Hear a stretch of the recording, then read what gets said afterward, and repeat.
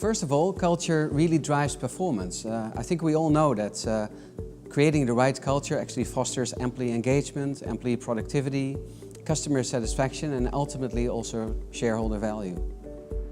And besides that, leaders have a challenge to make transformation successful. And a study shows that 70% of these transformation journeys fail mainly because of culture-related challenges.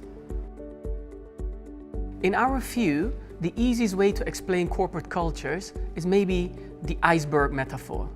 Iceberg has layers. The deepest level of corporate culture answers the questions: what do we believe in? What do we stand for? Which are your core values? Which drive the everyday behavior of people, which is actually answering the question, what is our attitude? What is our mindset? And the last question, which is actually at the surface level of the iceberg, what we see every day, is actually the practices, the way of doings, which make the culture more consistent. Now, building a strong culture starts actually with creating a compelling identity that sets the direction and also fosters a sense of belonging. And typically what you see within companies, they have a very clear purpose that gives an answer to the question, why do we exist? They also have strong values and also a vision, or what some companies also call a big, hairy, audacious goal.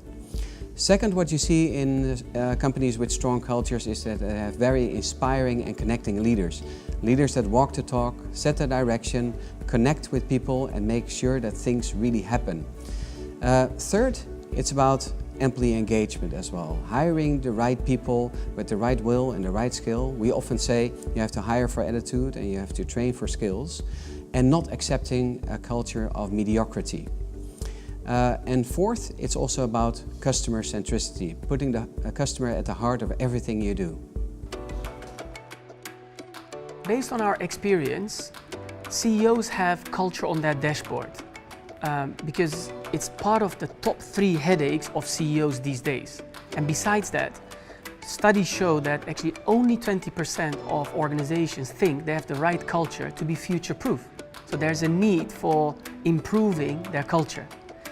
Having said that, our advice to leaders who would like to start improving their culture, be prepared for a marathon. It will be a series of sprints. That means it's not an overnight change. If you do this, it is worthwhile because ultimately it will pay off, because it will create a sustainably successful organization.